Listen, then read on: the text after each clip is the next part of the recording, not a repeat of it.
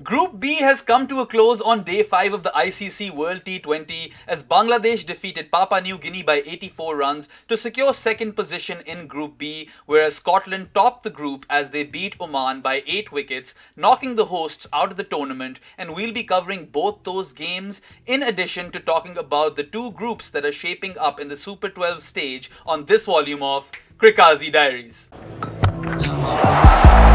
Have a look at that, miles up, oh, it's nearly taken someone out the stands. That was a flat six right under the stand there, the George Giffen stand, up into the members, and it went like a rocket.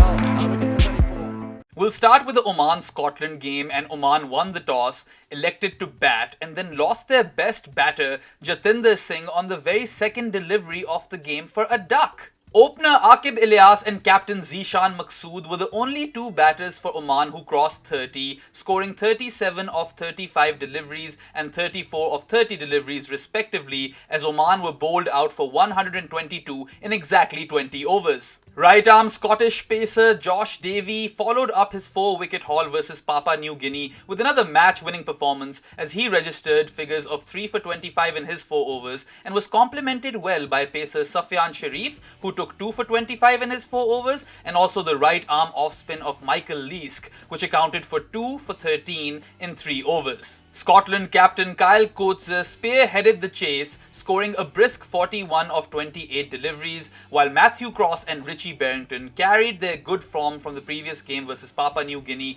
into this one, finishing off the game with 3 overs to spare. Richie Berrington, who scored 70-odd in the previous game and an unbeaten 31 of 21 deliveries in this one, looks like the real deal as far as Scotland's batting is concerned, as he finished off the game in style, swatting Mohammad Nadeem for 6 over mid-wicket. Berrington, Chris Greaves and Josh Davey seem to be the 3 danger men for Scotland going into the Super 12 stage, which also happens to be the first time Scotland have made it past the first round in an ICC event in their history. Scotland will, of course, find themselves in Group 2 along with India, Pakistan, Afghanistan, New Zealand and one of Ireland and Namibia, which looks like the relatively easier group in the Super 12 stage. Group 1, on the other hand, will consist of Australia, West Indies, England, South Africa, Bangladesh and Sri Lanka, all 6 test-playing nations, and to call this group a group of death might well be an understatement over here, as surely it seems like a group from hell.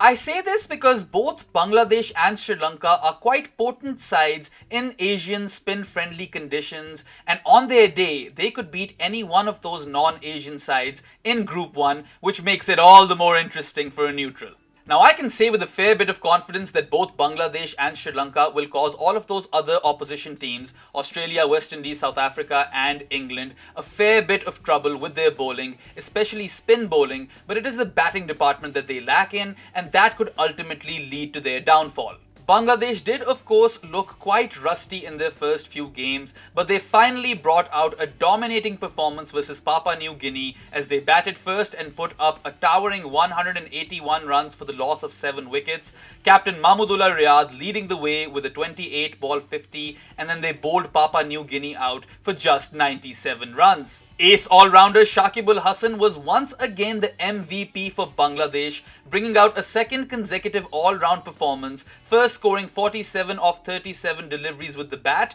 and then taking 4 wickets in his 4 overs, giving away just 9 runs. Economical and lethal as ever, Shakib Al Hasan is now level with Shahid Afridi as the leading wicket taker in T20 World Cups. Both are at 39 wickets each. And another fun fact is that in Bangladesh's 6 most recent victories in ICC events, Shakib Al Hasan has been the man of the match every single time, which in my opinion is a mind-blowing statistic. If Bangladesh are to do well in the Super 12 stage, Shakib Al Hasan needs to continue with this belligerent form, especially since Bangladesh are lacking the experience and expertise of Tamim Iqbal. Keeping all of this in mind, I simply cannot fathom the amount of drama that is set to unfold in Group 1, and quite honestly, any 2 of those 6 teams could well progress to the semi-final stage. I reckon that all of the teams in Group 2 New Zealand, India, Pakistan and Afghanistan will be quite happy with these developments as they'll be facing Scotland and one of Ireland or Namibia, all of whom are non-Asian sides and are thus less likely to spring up an upset, especially when compared to Bangladesh or Sri Lanka. So the heat is definitely turning up in this ICC World T20, and with the Super 12 stage starting on Saturday, I simply cannot wait and I'm extremely impatient. But that's a wrap for Volume 58, folks. Of course, as always, if you enjoyed this video, like it, share it, subscribe to the channel, and don't forget to hit that bell icon in order to be notified about all of my latest videos. Let me know in the comment section below who you think will progress to the semi-final stage from this group of hell, which is Group 1, and I'll catch you tomorrow after the end of Group A as Sri Lanka face the Netherlands and Namibia and Ireland play that all-important game, the winner of which will make it to the next round. That's all for now, guys. Kazi off the mic. Have a look at that, Smiles up, oh, it's nearly taken someone out of the stands. That was a flat six right under the stand there, the George Giffen stand, up into the members. And